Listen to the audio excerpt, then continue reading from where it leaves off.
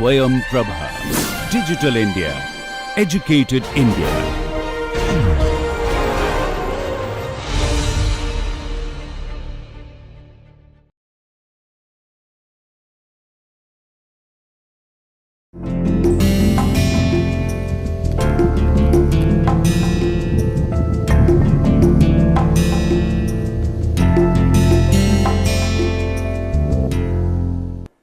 Okay, welcome back. In the last lecture, we described the derivation of Maxwell relation and as well as a couple of other interesting aspects of the thermodynamic function to change the variables which are of the interest to for us as an engineer. Okay, in terms of controlling the variables which we can make use of in the experiments. Okay, so now I'm going to make use of such expressions, and we can start with something we call is Clapeyron equation. So let us consider a single component. So let's consider a single component simple system. Okay, so and the situation is such that the pressure is applied. This is a massless, let's say, piston, and you have fluid, and at this pressure and temperature this fluid undergoes phase separation, leading to a vapor phase which we say G, and a liquid phase which we say F.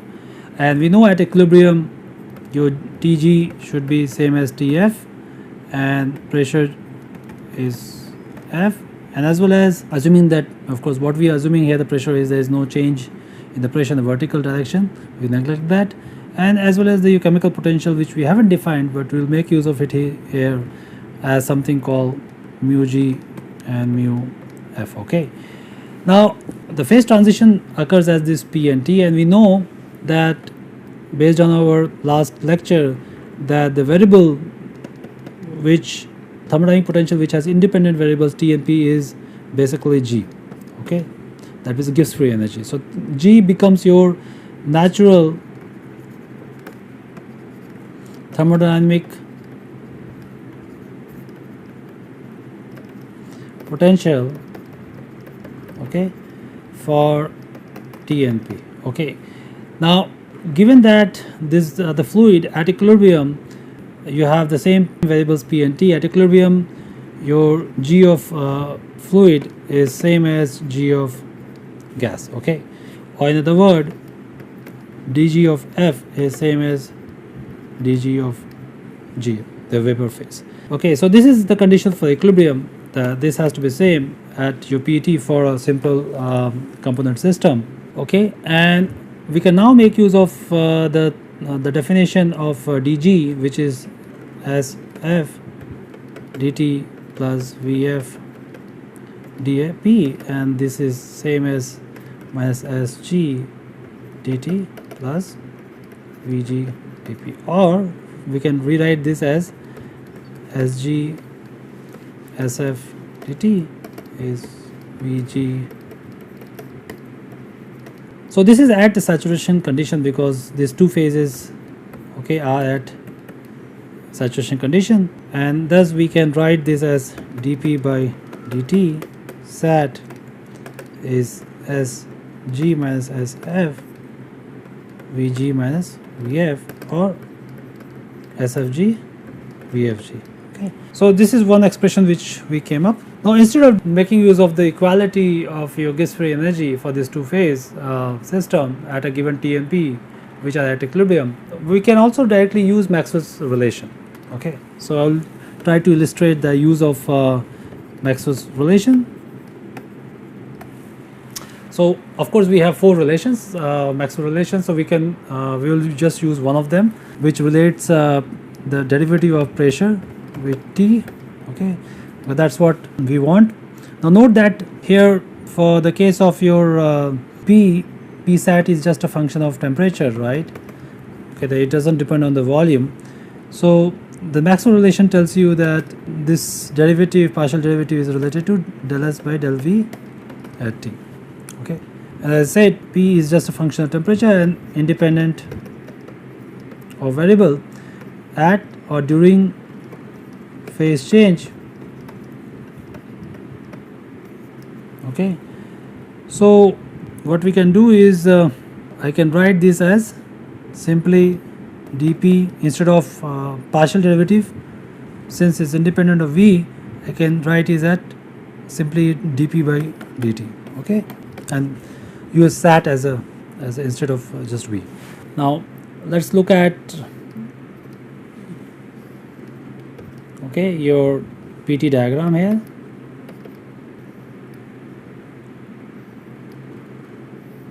Okay, so at a given some t, the slope here is going to be your dp by dt. So this is sat, and this is going to be constant for isothermal liquid vapor phase change process. Dp by dt sat is going to be constant. Okay, so this is a slope at this point. Of course, this is your liquid, solid, and vapor. So what we can do is, we know this slope. Now we can try to use this directly in the Maxwell relation, and then we can try to integrate this in order to get the change in the entropy. Okay, and with respect to the change in the volume. So let me just try to illustrate that. So if we integrate this Maxwell relation here, so what we can do is this left hand side is constant, so now we can integrate the right hand side, and we can clearly get Sg minus Hf. Okay, this is integration. You had ds by dv is equal to dp at sat, and then you have this Vg minus Vf. Okay, so this directly comes from your fact that dp by dt sat is ds by dv at constant temperature. Okay, so this is for isothermal phase change. So I can write this as simply again Sfg divided by Vfg. Okay, now it's clearly both this expression, whether I made use of Maxwell relation or directly use of the Gibbs free energy equality, you got the same expression. Okay, now let me just work on this a bit. Since P is constant, okay, during phase change, I can use this dH as from the expression VdP is going to be simply ds, because this is going to be 0. Okay, now I can integrate this dH to ds from fluid to, let's say, gas, and this I can get because of the fact that the temperature is constant. This will be your Sfg, so which essentially means Hfg is T Sfg. Okay, this aspect I can make use of it here, and I can get this expression del P by del T sat as Hfg, something which I can calculate, measure experimentally. Okay, and of course this divided by TVFFG. Now this can also be generalized for any phase change, just not necessarily liquid and vapor, but any phase change from 1 to 2. Okay, could be your vapor solid, could be any phase change. So instead of using HFG, I can write this as delta H for any phase change, this divided by T, and this is delta V, corresponding change in the volume of two phases. So this expression is called basically Clapeyron equation, is in honor of the person who actually did this exercise. Now what we can do is we can make use of this Clapeyron equation and try to simplify a bit for liquid vapor and solid vapor, where we can consider that the volume of the vapor is substantially large compared to the liquid or for the solid. Okay, so let me just simplify this expression for liquid vapor and solid vapor. So let's consider Vg Vl, so this would be, let's say, at low pressure. Just consider the liquid vapor now, therefore Vfg is going to be only Vg, and for ideal gas this is going to be simply RT by P. Okay, thus I can write del P by del T sat as HFG, and now if it is for the ideal gas, will be your T, and the V is replaced by RT by P, so that becomes RT square, and P comes in the numerator. I can rewrite in this following form.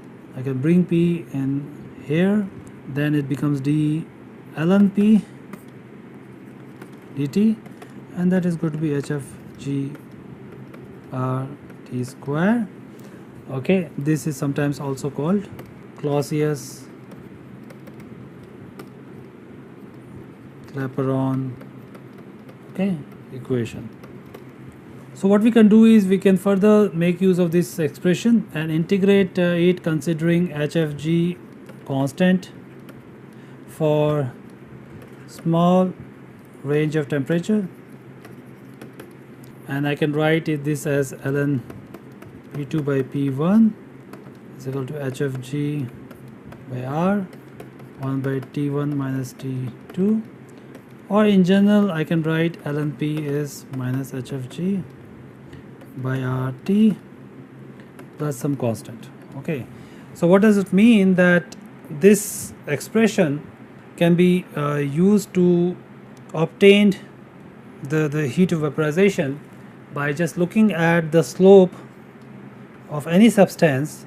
Mostly it is true for all the gases. If you plot the saturation vapor or vapor pressure in the logarithmic form as a function of 1 by T, then you can get the slope, and the slope would be HFG by R. Thus you can find out the heat of vaporization based on this particular slope. Okay, so that will be the end of this lecture. What we are going to try is make use of this exercise, particularly Maxwell relation and then other expression which we have discussed earlier. That is your cyclic rule and reciprocative relations to find out the changes in the internal energy and entropy and enthalpy. Okay, so I'll see you in the next lecture.